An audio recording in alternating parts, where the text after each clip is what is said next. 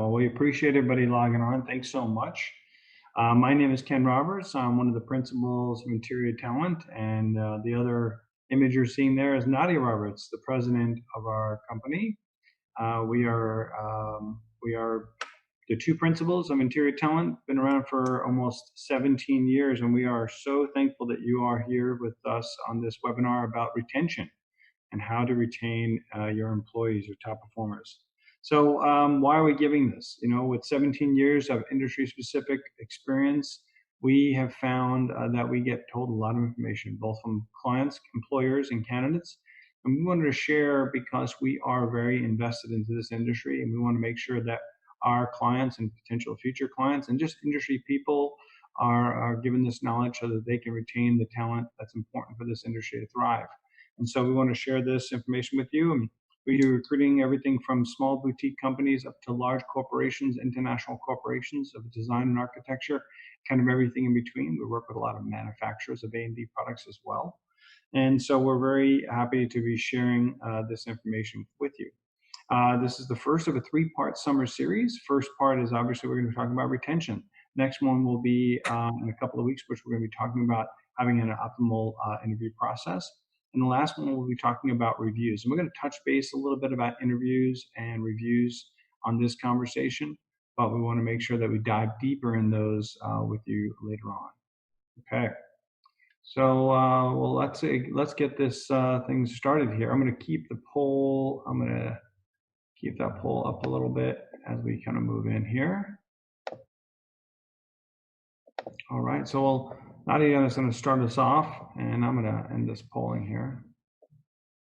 All right. Well, I'm just going to, as Ken said, I'm Nadia Roberts, one of the principals of Interior Talent, and we're going to jump right in. And I think, Ken, actually, you're going to take over this slide. But what our hope is whenever we do these webinars, our hope is to give you a couple of takeaways that you can start implementing into your business right away.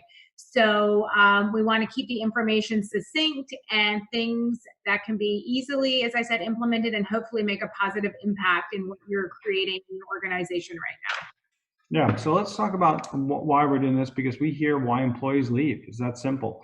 We understand people come to us, and sometimes I think we're therapists, they tell us all the reasons why they're making changes. And so we want to look at it from two perspectives. Why do new hires, which a new hire is someone who's been with you for less than a year, and then why does a top performer, someone that's been with you, key employee for been there with you 3+ years? And so some of the things we hear is a new hire feels that the position and expectations of that job is different than it was explained to them in the interview process. They see a job description, they go through the interview process, they're told it's going to be one thing, and when they get in there, it's very different. The expectations are not aligned with what they were shared. A top performer, you know, someone that's been there a while, they're starting to feel undervalued and unappreciated. You know, they're contributing, they're a key employee of that company, but yet they're not being appreciated for what they're doing, and that's a really big thing that we hear constantly. Another reason why new hires is because they feel that the leadership and the stakeholders are not aligned with the goals of this position, meaning that their direct supervisor may have benchmarks for success and key indicators of what would be successful, but then another leader in the company may think something else, and another leader something else. So they're not aligned with what is success for this role, and because of that, that not equal understanding, it gets very confusing for that new hire. And so they're trying to do, you know, really essentially trying to please 3 different people 3 different ways, potentially, or more. Right? Top performer, they do not see a clear path of success, both financially and for their development in the company. And that's such a big deal. And if you, as you can see, the top performer goes in alignment with undervalued and underappreciated, and they're not given that path. And sometimes, yes, they want to see it written out. They want to understand, what do I have to do to get to the next level? And so these are just a few of what we constantly hear. We hear this quite often. And we wanted to share with you because it'll give you an understanding of what you should be looking for and understanding through this process of retention with both new hires and your top performers. So these are just some of those reasons, but ones that we hear on a regular basis. Okay? So now I want to share about this employee loss. Yeah, and then going on what Ken said, Retaining your top employees. We all know employees are your number one investment in your company, the most valuable thing. So hanging on to those ones, that especially the ones that have been with you for a while. So this graph we created basically really shares with when does that person become a top performer at what point. So we look at the beginning with the green line, you've got them as a new hire, they're onboarding, they're training, and it takes a while. And so we have, with all the research and we talk to clients and just industry wide, when you really start getting a return on your investment for someone, it really starts at the 18 to 24 months. At that point, they are out of the onboarding process. They are making a contribution. They're really embedded with your clients. They're in the thick of projects if they're in a design role. So these are the employees. And then from there, you can imagine it goes up incrementally. These are the employees you really have to hang on to. So, and it's kind of a shocking figure, but when you do what it actually costs to lose someone, to boil it down, you simply can do, it costs 3 to 4 times their salary. And you may ask, well, where do you get that number from? Well, it's not just the cost of losing them and the hours to replace them and find that. It's also a lot of intangibles that directly affect the bottom line. It's the morale of the team around them. If they were a manager, it's the people reported into them. It's the productivity impact, not only with them not in the role, but it's also everyone in the company having to now jump in and pick up the pieces. It may be leadership or even owners, if this is a client-facing position that now has to transition into making sure those client relationships stay intact and whole. So it's all of those elements, and hopefully it's just a situation of a positive employee leaving to go somewhere else. But if it's a bad hire, something that's negatively affected, you can imagine that 3 to 4 times number goes up. So we share that. It's shocking, but we share that because it makes you realize, and I think sometimes our clients, when we think of retention and all the little things you can do to hang on to your top performers, some of them require investment of time and energy, and some require an investment of dollars. But anytime you're faced with that, we always say, go back to thinking how expensive it would be to replace that person. And it may put in perspective how valuable and that it'd be worth it to do so. So we just wanted to put this in as we're jumping into some tips, because it keeps top of mind, the fact that you really want to hang on to those really valuable investments in your firm. And if I could, Dan, we had a bunch of people just log on, so thank you so much for joining us. I wanted to mention that if you guys have questions, please type your questions into the Q&A. We're going to try to get those throughout, but we're going to definitely have some time at the end to answer some questions. And so we appreciate it. And I'm also going to relaunch a poll that I started off with for those folks that just logged on. But I'd love you to answer some questions for us, and it'll allow us to give us a little more information. So I'm just going to put that poll up real quick. And if you could just answer those questions to the folks that already did it, you don't need to redo it again, but it'll just give us some insight. So, but once again, thank you so much for joining, everybody, and we really appreciate you taking time out of your day. So let's get on to the next slide. All right, so here we are. Retention starts with the interview. What we mean by this is before you're going out, and this is when we're talking about retaining a new employee, someone who's been there for someone that has been with your company and they're doing the first year. That's what we're talking about. So retention starts with the interview, in the sense that you have to, when you're going to market, you have to make sure everybody in your company, all the stakeholders are aligned of what equals success in this role. You can't go out and find the right person and hope they're going to be the right fit if everybody in your company has a different idea of what it is. So having that clearly defined, the benchmark saying, and we boil it down to our clients, what equals success? If you hire someone, what should they be doing at 6 months, at a year, at 3 years, at 5 years?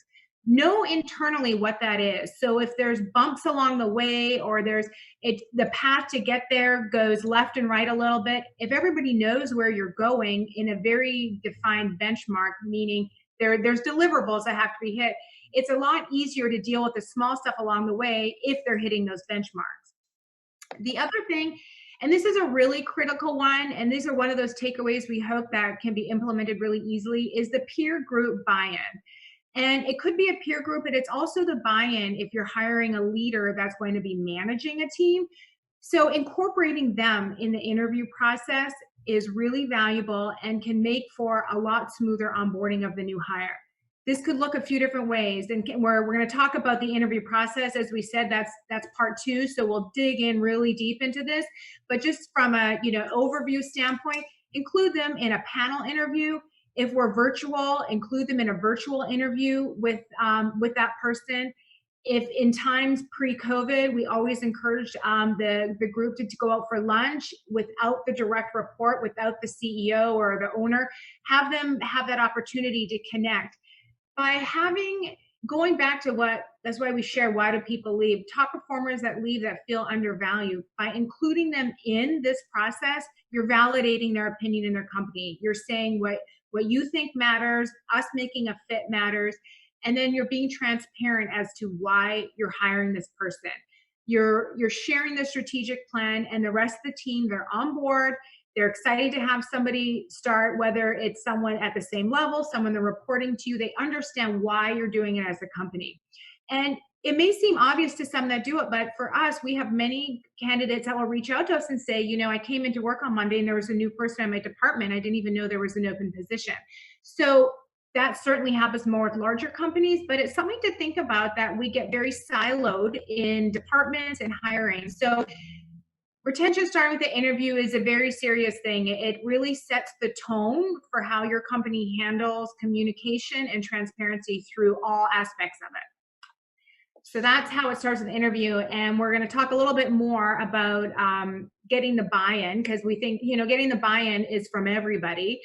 So the interview, as I said, there's having peer groups involved, making sure everybody understands what's happening with the company, why this position's open. It's information is key, right?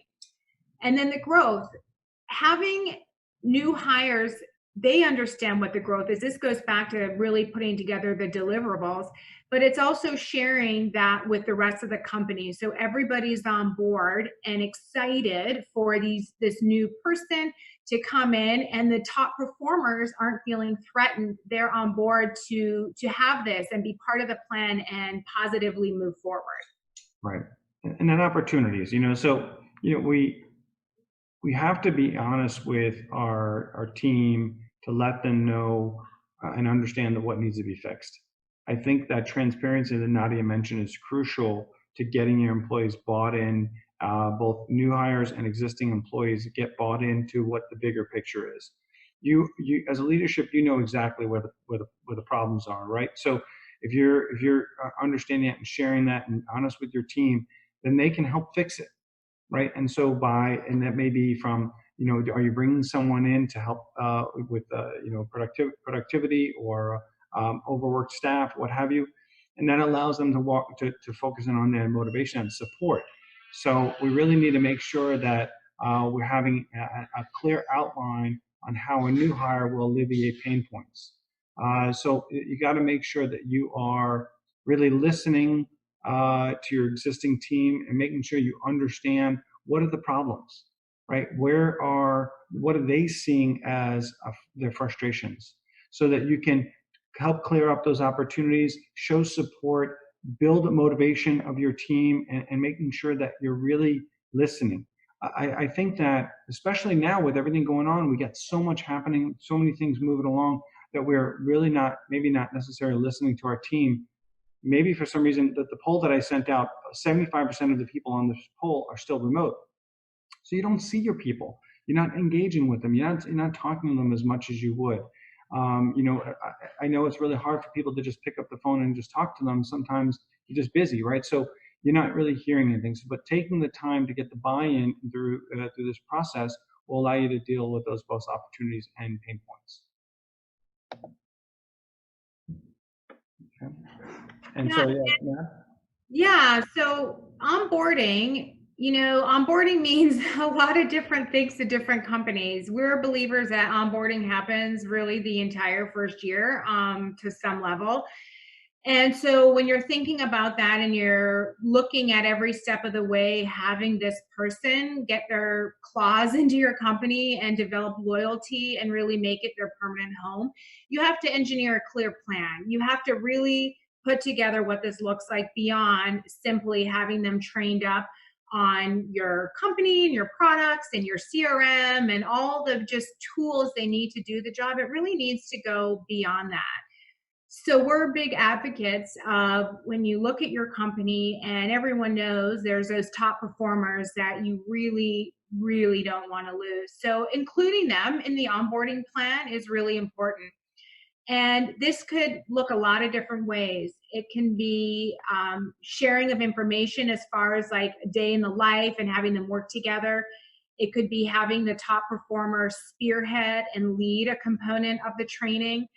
I have a lot of people ask me, well, what if it's a salesperson? Everyone's busy. Well, especially important if you have, let's say, for an example, you're bringing in a director of sales and they're going to manage an existing sales team that's really strong and comes to a lot of strong personalities. It's also then your onboarding, and part of it is really implementing what your corporate culture is, and making sure that that new person is coming in and listening to the top performers and not trying to make changes all the time. So the plan goes on both sides. It's also, as I said, really thinking about the corporate culture. Designating a company ambassador to the new hire is or can be really effective. A lot of people designate a training partner, or the new hire has a manager they're used to going to for specific questions. This is something different. Company ambassador is really someone who has usually been with the company for a long period of time.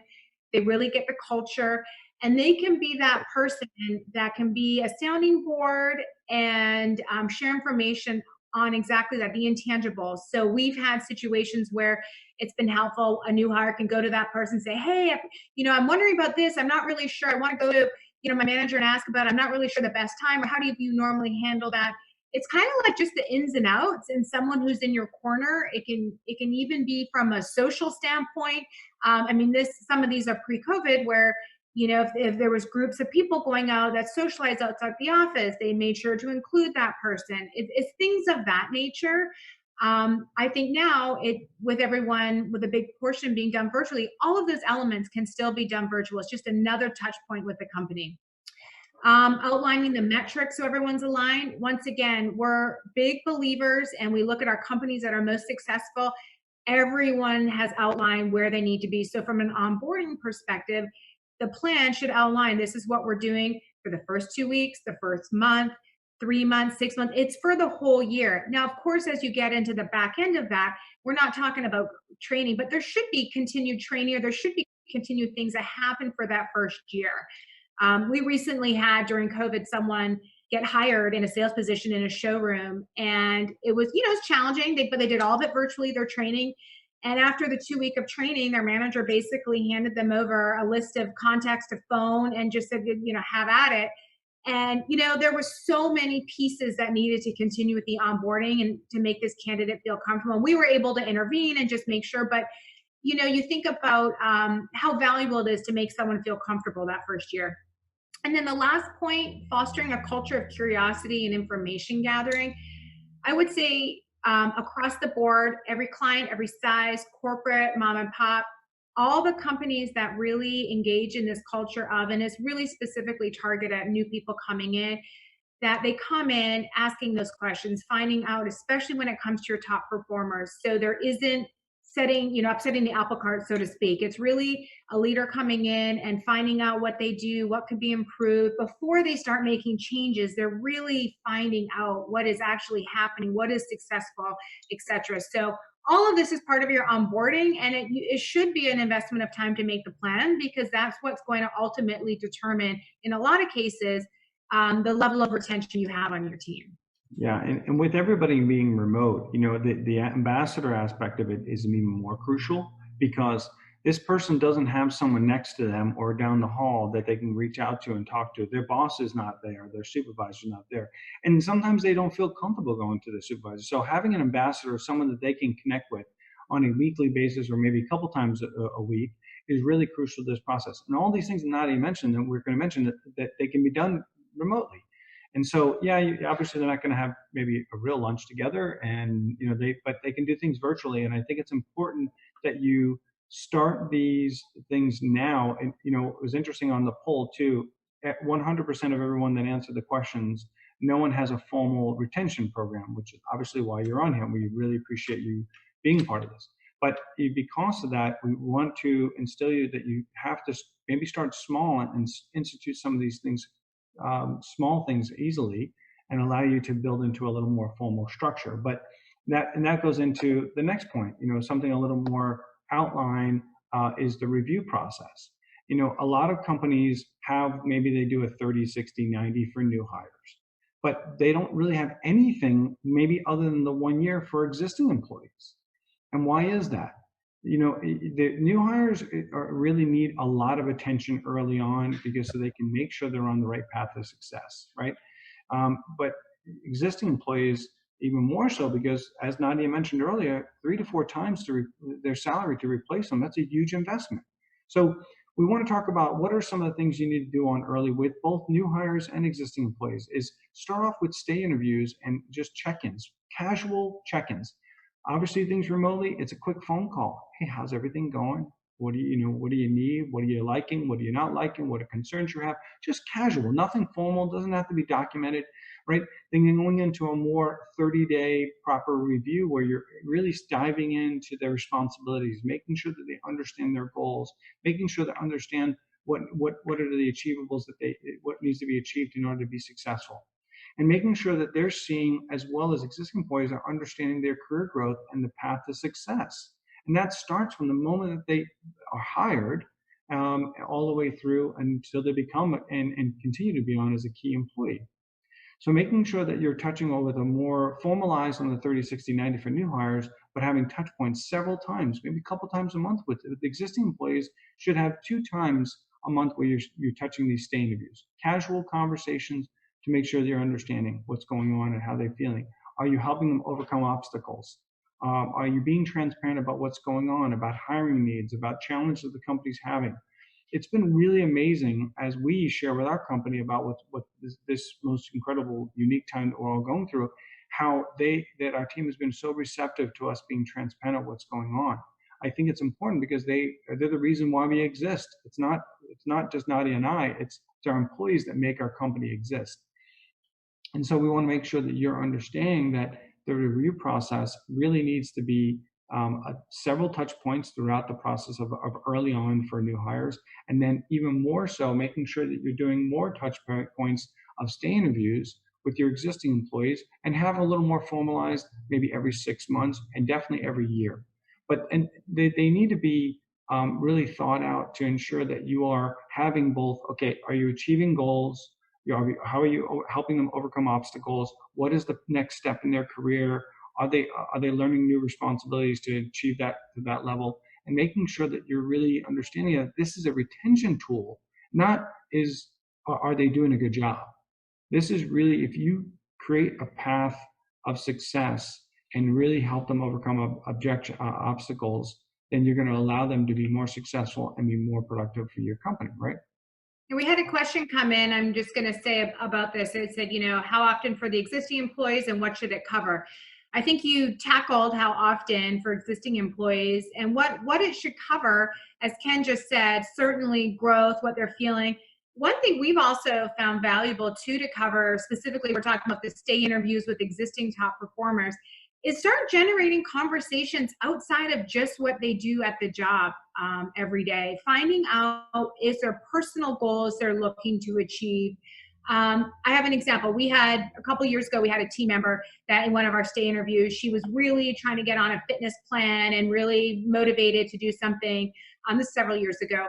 And we were always looking for things to do to connect as a team outside the office. And we thought, well, this will be super fun. We can sign up for a corporate 5K. We've never done that as a team. And it was a small gesture that said, we hear we hear your goals. It's super positive. We want to support it. How can we all do that? Another one might be, if you kind of dig into those personal things of what's important to them, it can be if you're doing things outside the office for a charity or something you can tie in. So you'd be shocked at what you uncover in these casual stay interviews. And going back to when people leave a job because they don't feel validated, it's taking the time to know your team and what's important to them and who they are and what makes them tick outside the office. So I thought it was a good question. I just wanted to expand Yeah, a little bit another on one just that. came in that is actually, what are our thoughts on self-reviews as part of the review process? And I'll give you my take on it. I think self-reviews can be helpful throughout the in-between formal reviews. I think they can be helpful so that you can have more information and understanding of how you feel that person thinks that they're doing, and allows you to be able to take that time in between those self-reviews and formal reviews with those state reviews to make sure you're touching points. If they think they're achieving success or they're having challenges, it allows you to really touch point and really see where the areas, like Nadia said, that they want to work on, both from a career and from a personal aspects of it. But we think self-reviews can be effective. I think that my personal experience, when they get so extensive that they and become a little bit more of a chore, then they become a tool. Yeah. I That's also think there's a place and a value for reviewing your supervisor. And I think a lot of people are mixed on that too, because of the reverse review. I think, but self-reviews and those two, I think that it goes back to the more information you have and the more self-aware everybody is of their strengths and weaknesses, the better as a company you can move forward on all levels. Yeah, oh, great question. Thank you. Yeah, thank you for Yeah. and so long term, we're trying to be respectful of everyone's time, but we wanted to throw this out here, long-term retention tools. Once again, going back to what are some things you can start implementing if you're going to start investing and really creating a retention plan and really not just think about set it and forget it with your great people. There's little nuggets in all of these areas. So the growth box, we've already talked about state interviews, career roadmap, personal goals, training new skills. Something with that, what I always like to throw out to clients is have them find out what they're interested in. It doesn't always have to be a skill that's so directly related to their job. We've had people take public speaking, take graphics courses when really their job is not to do graphics, but it's something they were interested in and they were excited about. And if the cost made sense, it was an interesting thing to help move the needle forward for them. The value and impact box, this is really is a corporate culture methodology, I guess I would say, is really removing those closed door conversations between your leadership and including everybody in your company, so everyone knows what part of the machine they are, what does their role play, and it makes them feel more important. Whatever you're doing for the company, if you know that position is important because this next position relies on it, and you see the building blocks and how that leads to success, we have found that people feel validated and feel excited to wake up and really realize that what they're doing every day is helping to move the needle. Leadership, a lot of stuff in here. Management training, just on a real quick thought, a lot of people we see in companies, especially small ones, get promoted based on tenure, based on being with the company, but actually have no management training. So really think about when you're moving key people into a management role, and this happens a ton with the best salesperson. You assume they're going to be the best sales manager, and oftentimes they're not at all. They're phenomenal at sales, but they don't know how to manage people. Doesn't mean they can't, but you got to invest in some training. Job rotation, that's just having, for example, a designer work with procurement, a salesperson work with design. It really creates empathy. If people spend a day in someone else's shoes and seeing what they go through every day, they take pause before getting frustrated if another department that supports them is backlogged, because they don't know what happens. If they understand, they tend to have a lot more empathy, and it creates teamwork. And then just real quick on philanthropy, I touched on it. This is a really awesome thing as companies can do. If you know someone in your team has been touched by something personally or someone in their family, and you decide, if you do giving in your company, to select that charity based on someone, or give someone a PTO day to volunteer somewhere. We've even heard, I was just talking to someone, she's actually been in our company for 15 years, and she was sharing with me, and she's very kind of humble, and I just learned this the other day, that during this whole time she has been cooking all these meals for people and dropping them off in her community and really trying to target, families that have lost jobs. And it was just really neat because it's something we can now get behind from a company on a small scale to interconnect and really bring some positivity. So the philanthropy, and it's really making it personal to your company. So that is Hopefully, as I said, there's nuggets there that you can grab where we did a high level kind of overview of stuff.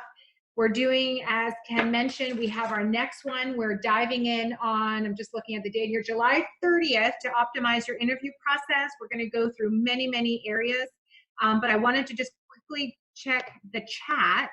I think we answered, oh yeah, we answered those. I'll jump in. And so, once again, the reason why we did this is because, our clients and the industry knows us for our staffing ability to be able to help them with their hiring needs, but we're much more than that. We really believe that we can help our clients with the retention as well.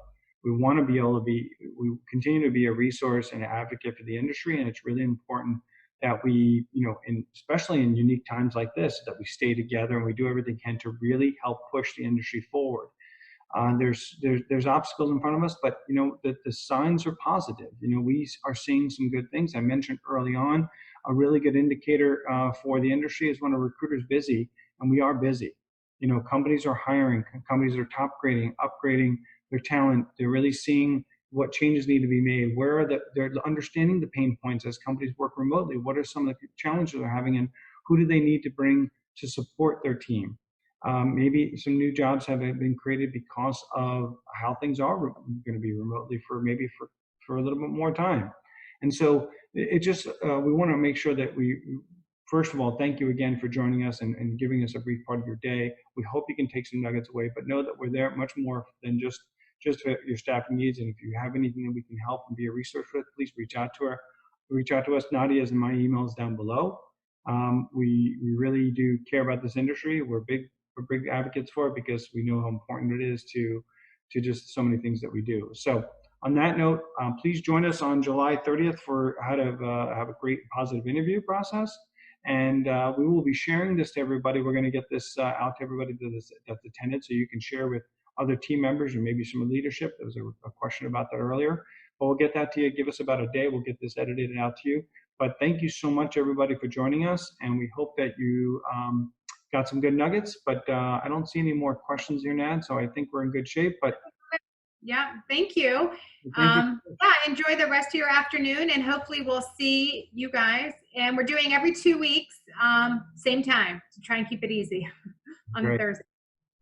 Thank you. Oh, wait, there's one more. Oh, you're welcome. One of our favorites just said thank you. That was in the chat. So anyways, have a great afternoon, and we will talk to you soon. All right, buddy. Take care. Bye-bye. Okay, bye-bye.